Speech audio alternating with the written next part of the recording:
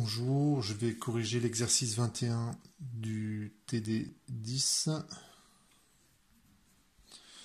C'est un exercice, alors c'est le énième exercice sur le masse ressort, donc ça fait pas partie des premiers exercices à traiter. Parce qu'on a déjà fait pas mal des exercices sur cette thématique-là. Donc vous avez un support, je le présente comme ça. Oups. J'ai un axe horizontal. J'ai deux masses. Alors les masses, je les suppose ponctuelles, mais je les dessine avec une certaine dimension sur ma feuille. Vous avez deux ressorts, enfin trois ressorts, pardon. Deux types de ressorts, trois ressorts en tout.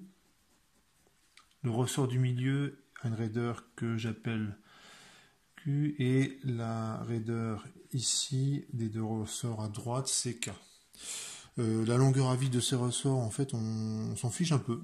On s'en fiche un peu parce que on vous dit que X et Y, c'est respectivement l'élongation de A et de B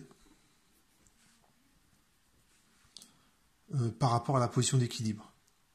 Alors, si je vous avais demandé la position, où est la position d'équilibre de la masse A, où est la position d'équilibre de la masse B, ça dépend, les expressions auraient dépendu des longueurs à vide, des trois ressorts. Bon, là, en fait, on s'en fiche complètement de où sont ces positions d'équilibre. Elles sont quelque part, et je mets le zéro de chacune des masses là où elles sont au début de l'expérience, lorsqu'il ne se passe rien. Puis après, je vais exciter mon système et je vais me rendre compte qu'il y a deux modes de vibration qui apparaissent. Donc, alors c'est sûr que si j'excite mon système n'importe comment, je vais avoir un mélange des deux modes de vibration, donc ça fait une vibration qui est assez compliquée, mais si je m'y prends bien, je peux m'arranger pour n'exciter qu'un seul mode, et donc certainement qu'on aura un mode où les deux masses, elles vont faire un mouvement comme ça, et puis vous avez un autre mode où certainement les masses, elles vont bouger comme ça, certainement. C'est habituellement ce qu'on rencontre. Donc je vais écrire, j'ai deux PFD à écrire, parce que j'ai deux masses. Je commence par définir le référentiel. Le système A, donc c'est la masse en A. Le bilan des forces, vous avez le poids, vous avez les réactions du support, et je ne les représente pas parce que de toute façon elles sont verticales et perpendiculaires, et le support il est bien horizontal. Donc je sais qu'elles n'interviennent pas vraiment dans cet exercice. Et vous avez la force du premier ressort. Alors, pour fixer une notation, on va dire que ce ressort, je vais indicer 1, le ressort du milieu 2 et le ressort de droite 3. Donc il y a deux forces du ressort. Je vais le noter comme ça. Hein, F1, c'est égal à moins K. La longueur du ressort 1, moins sa longueur à vide, fois le U extérieur. Donc là, il ne faut pas se tromper, hein, on est à cette extrémité de ce ressort-là. Donc le U extérieur, il est vers la droite. Hein, donc je répète, on est à cette extrémité de ce ressort-là. Donc U extérieur, il est par là. Donc, allez, je mets E de X comme ça. Vous avez une deuxième force qui agit. C'est ce ressort-là. Donc c'est moins QL2 moins L02. Et là, je suis à cette extrémité-là de ce ressort-là. Donc le U extérieur, il est cette fois-ci vers la gauche. Donc c'est moins E de X. Et ça, c'est pour le bilan des forces en A. J'applique le PFD pour le système A. Et donc ça me donne MA de même masse. Bon, c'est M en fait. En principe, c'est MA, mais comme MA et MB sont identiques, donc je mets M.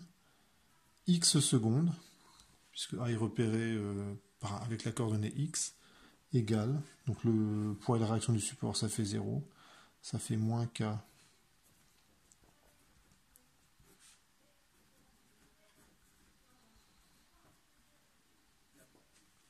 Ça fait ceci. Alors, il y a un truc que j'ai pas encore fait, c'est exprimer L1 et L2 en fonction de petit x et de petit y. Donc pour l'instant, je laisse ça en chantier. Donc il y a ici un petit travail à finir. Je prends le système B. Donc c'est la masse en B. Le bilan des forces en B, c'est le poids, la réaction du support, la force que le ressort du milieu exerce sur la masse, donc c'est ce ressort-là exerce sur cette masse, donc c'est moins Q, la longueur 2 moins L02, et comme je suis à cette extrémité de ce ressort-là, le U extérieur il est vers la droite. FB3, ça fait moins K, L3 moins L03, et cette fois-ci je suis à cette extrémité de ce ressort-là, hein, parce que mon système c'est B, donc c'est moins E de X. Et j'écris le principe fondamental de la dynamique. Donc la masse du système c'est M, son accélération bah, c'est Y. Ah, donc faites attention, la Y c'est pas, ça repère bien une position suivant l'axe horizontal. Il faut bien lire l'énoncé.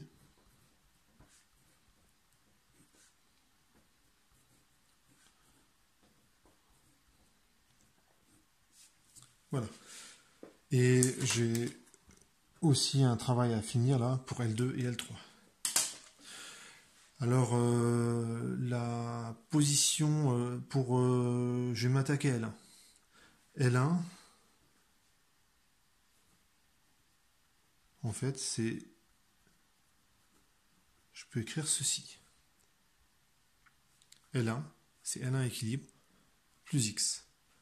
Donc j'ai traduit en équation le fait que X, c'est l'élongation de A comptée à partir de leur position d'équilibre. Donc effectivement, lorsque X égale à 0, et bien le ressort 1, il est bien à sa longueur à l'équilibre. Donc je traduis correctement l'énoncé. L2, c'est L2 équilibre plus Y moins X. Donc effectivement, lorsque Y et X sont nuls, c'est-à-dire que le système il est dans sa position d'équilibre, eh bien le deuxième ressort, celui du milieu, il a bien une longueur L2 équilibre. Donc déjà, cette formule-là, elle marche dans ce cas-là. Alors pourquoi ici j'ai un plus? Ben pourquoi? Parce que lorsque je garde cette masse immobile et que je bouge celle-là vers la droite, vous imaginez, je prends cette masse et je la tire vers la droite, le ressort du milieu, il est étiré. Du coup, j'ai un plus. Pour expliquer le moins, ben, cette fois-ci, je garde cette masse fixe et je déplace la masse, le point A vers la droite. Et quand je fais ça, je vois que ça comprime le ressort, ça diminue sa longueur. D'où le signe moins. Et pour L3, vous avez L3 équilibre moins Y.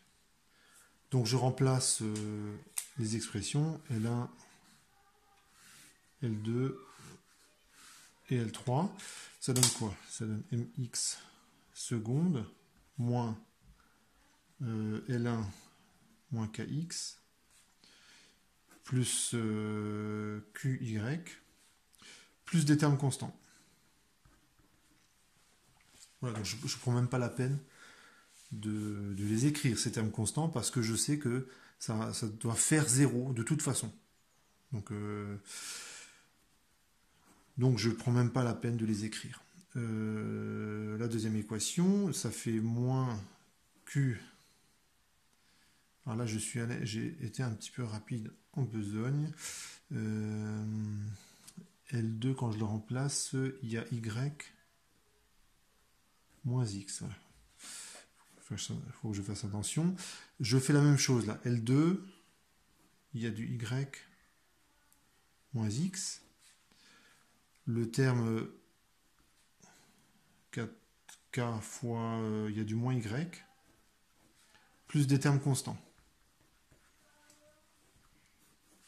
Je vérifie que j'ai pas fait d'erreur.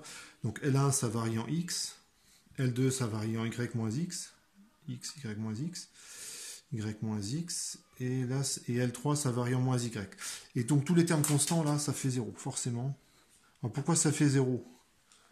Ça, ma façon de procéder donne l'impression que je me débarrasse des termes qui m'embêtent. C'est un petit peu vrai. Mais il suffit simplement de lire l'énoncé. On vous dit que lorsque x et y sont nuls, le système il est à l'équilibre.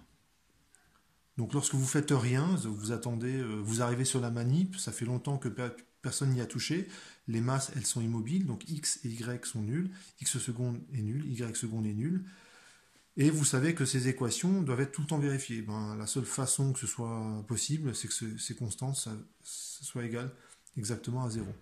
Et à quoi serviraient ces deux équations si j'avais écrit correctement ce terme-là en entier là? Si je l'avais écrit, ben, j'aurais pu notamment trouver l'expression de L1 équilibre, L2 équilibre et L3 équilibre. Bon, je ne m'intéresse pas aujourd'hui et je vais montrer qu'il y a deux modes propres qui apparaissent quand je résous un truc comme ça. Donc l'équation que j'ai, c'est de la forme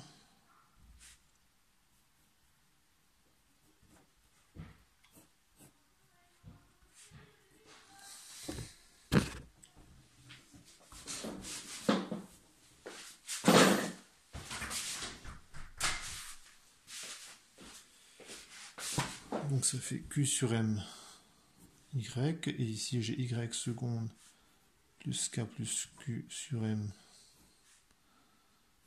Y égale Q sur M X. Alors quand vous avez une équation comme ça, vous avez des équations qu'on appelle couplées. Ça veut dire que si je veux connaître X, en faisant la résolution de cet équadif, en fait il faut que je connaisse Y. Mais si je veux connaître Y, il faut que je connaisse X. Donc c'est le serpent qui se mord la queue. Et la façon de résoudre ça, bah, il faut faire des combinaisons linéaires. Il faut faire des combinaisons linéaires. Donc par exemple, un truc astucieux à faire, c'est que je fais la somme de l'équation 1 et de l'équation 2. Si je fais 1 plus 2, je vais me rendre compte que je vais la variable x plus y,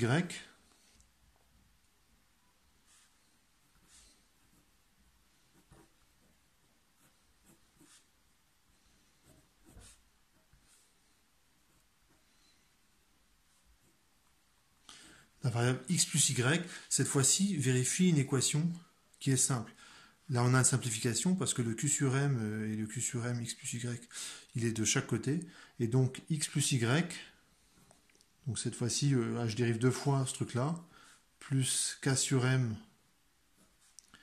x plus y, ça fait 0. Donc, x plus y vérifie l'équation différentielle d'un oscillateur harmonique, donc je l'écris comme ça, OH, de pulsation. Ben, c'est oméga 1 et oméga 2. Allez, disons que c'est oméga 1 qui vaut racine de K sur M. Donc c'est ce truc-là. Donc x plus y dérivé deux fois, plus K sur M fois x plus y, ça fait 0. Donc x plus y, déjà, je suis capable de donner son expression. Ce que je peux faire ensuite, c'est certainement la différence. Si je fais la différence, ça va donner quoi? Ouais, si je fais la différence, ça devrait être pas mal. En faisant 1 moins 2. En mathématiques, vous verrez comment on peut résoudre systématiquement ce genre de système couplé. Pour l'instant, là, on fait un peu de la... C'est un peu comme ça, quoi. On voit qu'en faisant la somme et la différence, ça marche bien.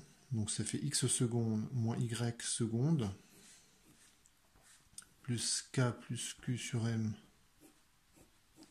x moins y égale à q sur m y moins x.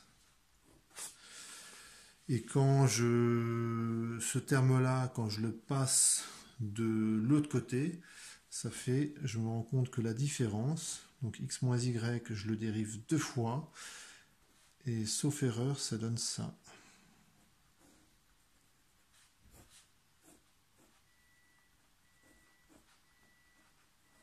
Donc ce que je remarque, c'est que la différence vérifie aussi une équation différentielle que je sais résoudre. C'est celle d'un oscillateur harmonique de pulsation, racine de ce truc-là. Donc x moins y vérifie l'équation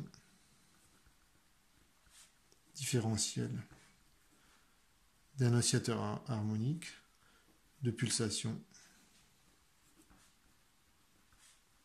oméga 2 égale racine de k plus 2q sur m. Voilà, donc j'ai répondu à la question. La réponse à la question, elle est là. J'ai oméga 1 et oméga 2. Donc pour mettre en évidence ces deux fréquences, c'est assez simple. Vous perturbez le système, peu importe comment vous le perturbez, et vous enregistrez le déplacement d'une masse. Et quand vous tracez le spectre de ce truc-là, il y a 2 pics qui vont apparaître, c'est oméga 1 et oméga 2. C'est exactement ce que vous feriez pour caractériser une cloche, par exemple. Vous prenez une cloche en haut d'une église, vous prenez un marteau, vous tapez dessus, et vous enregistrez. Et quand vous tracez le spectre, vous aurez, si la cloche elle est bien construite, vous avez le fondamental et les harmoniques. Voilà pour cet exercice.